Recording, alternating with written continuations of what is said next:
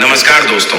अभी अभी कोलकाता में हुई दिल दहला देने वाली घटना से जुड़ी एक बड़ी खबर सामने आ रही है, जिसे जानकर आप हैरान रह जाएंगे। ये जानकारी इतनी चौंकाने वाली है कि इसे सुनकर आपके पैरों तले जमीन खिसक जाएगी। अब तक जिस व्यक्ति को सभी आरोपी मान रहे थे, जिसे भारत भर में अपराधी समझा जा रहा था, असल में वह व्यक्ति आरोपी नहीं निकला और असली दोषी का नाम सामने आते ही सच्चाई जानकर आप स्तब्ध रह जाएंगे।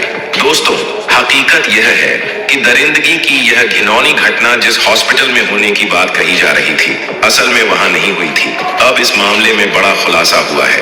दरअसल जिस वीडियो को अब तक दिखाया जा रहा था, वह असलियत से बहुत दूर है। लेकिन जो वीडियो मैं आपको आगे दिखाऊंगा, उसमें सब कुछ साफ साफ दिखाई देगा।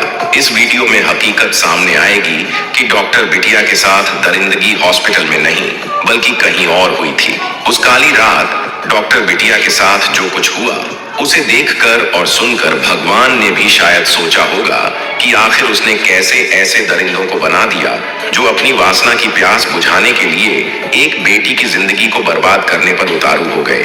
ये घटना इंसानियत को शर्मसार करने वाली है और ये देखकर हर किसी का दिल दहल जाएगा। आगे इस मामले में और भी चौंकाने वाले खुलासे होंगे, जो इस हृदय विदारक घटना को एक नए मोड़ पर लेकर जाएंगे।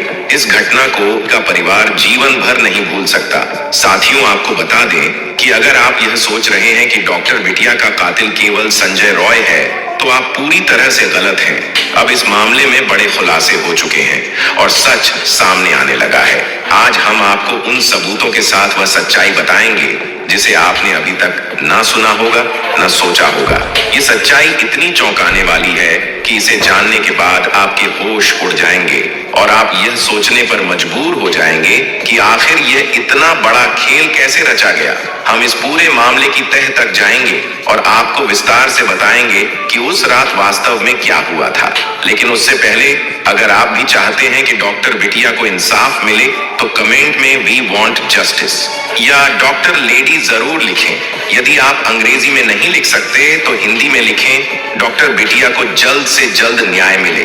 क्योंकि ऐसा ही मामला एक बार पहले भी हुआ था, जहां पीड़िता को 5 साल तक इंसाफ के लिए दर दर भटकना पड़ा था और तब कहीं जाकर न्याय मिला। बहुत से केस ऐसे होते हैं जिन्हें दबा दिया जाता है, फाइलों के नीचे, ताकतवर लोगों के पीछे। लेकिन यह मामला दबना नहीं चाहिए और इसके लिए आपकी आवाज उठनी जरूरी है। आइए अब आपको बताते हैं उस रात की सच्चाई, जिसे सुनकर आप हैरान रह जाएंगे। साथियों, अब तक सभी को यही लग रहा था कि डॉक्टर बिटिया के कातिल सिर्फ संजय रॉय हैं और उसी ने सेमिनार हॉल में जाकर यह घिनौनी वारदात अंजाम दी।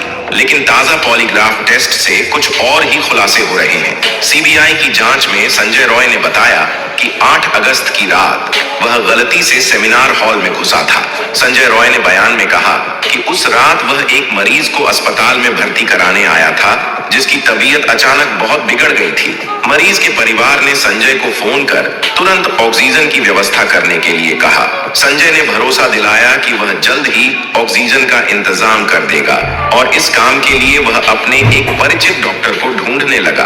पूरे अस्पताल में इधर उधर भटकने के बाद भी जब वह डॉक्टर उसे नहीं मिले, तो वह 3rd फ्लोर पर चला गया, जहां वह डॉक्टर अक्सर ड्यूटी पर रहते थे। लेकिन वहां भी उसे डॉक्टर नहीं मिला। लगातार खोजते खोजते वह 3rd फ्लोर के सेमिनार हॉल तक जा पहुंचा और यहीं पर उसकी मौजूदगी की यह रहस्यमयी कहानी शुरू होती है। पॉलीग्राफ टेस्ट के इन खुलासों ने पूरे मामले में एक नया मोड़ ला दिया है, क्योंकि अब सवाल उठता है, क्या वाकई संजय रॉय उस रात सिर्फ एक मरीज के लिए ऑक्सीजन का इंतजाम करने की कोशिश कर रहा था, या इसके पीछे कोई और गहरी साजिश छिपी थी? जांच के अगले चरण में और भी कई रहस्य खुलने बाकी हैं। तो देखता है कि वहां डॉक्टर बिटिया की बॉडी पड़ी थी। उसने डॉक्टर बिटिया के शरीर को हिलाया, लेकिन कोई मूवमेंट नहीं हुआ। उसने इसे छुआ और उठाने की कोशिश भी की, लेकिन फिर भी डॉक्टर बिटिया के शरीर में कोई मूवमेंट नहीं दिखा। यह सब देख संजय रॉय घबरा गया और वहां से भाग निकला और यहीं भागते वक्त किसी चीज से टकराकर वह लड़खड़ा आया और उसका ब्लूटूथ डिवाइस गिर गया।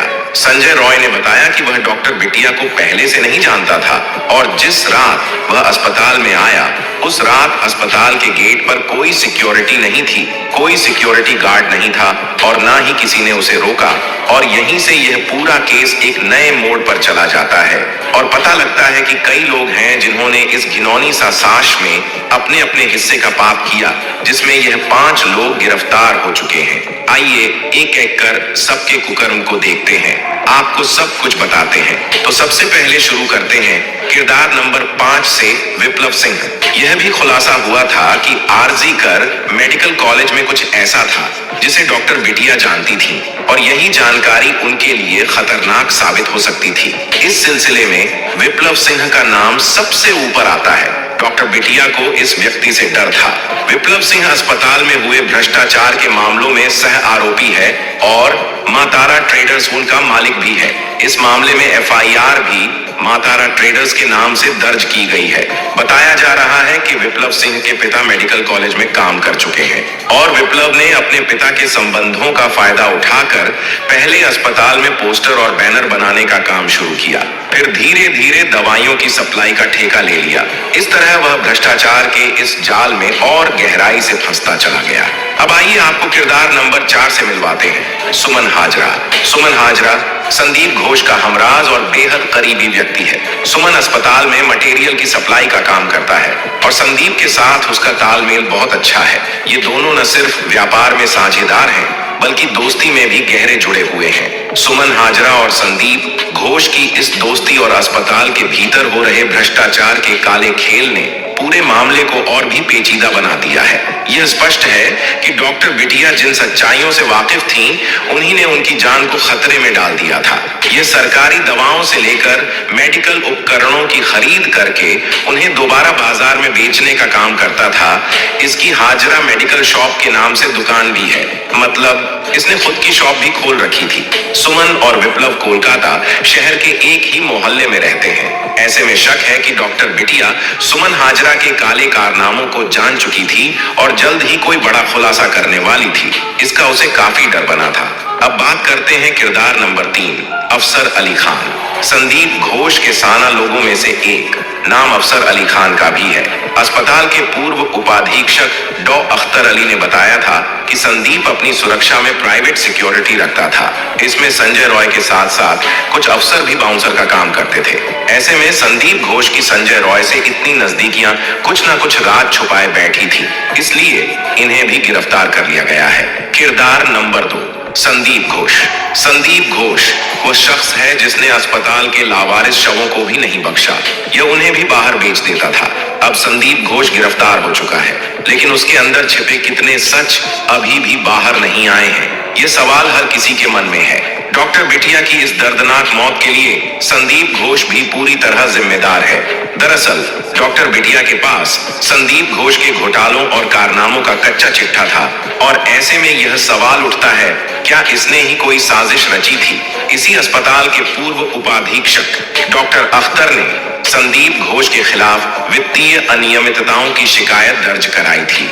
उनके मुताबिक संदीप घोष अस्पताल के सारे कॉन्ट्रैक्ट अपने परिवार और रिश्तेदारों को दिलाता था ताकि उनसे मनमर्जी के काम करवा सके। यहाँ तक कि बायोमेडिकल कचरे के निपटान में भी भारी चोरी की गई थी। घोष के कारनामों से नाराज लोगों का गुस्सा इस कदर बढ़ गया था कि जब सीबीआई उसे अलीपुर कोर्ट में पेशी के लिए लाई तो कोलकाता के आरजी कर मेडिकल कॉलेज के पूर्व प्रिंसिपल को एक प्रदर्शनकारी ने थप्पड़ मारने की कोशिश की। प्रदर्शनकारियों ने उसे देखते ही चोर चोर के नारे लगाए और फांसी की मांग की। किरदार नंबर 1, संजय रॉय। कोलकाता के डॉक्टर रेप और मर्डर केस में संजय रॉय मुख्य आरोपी है।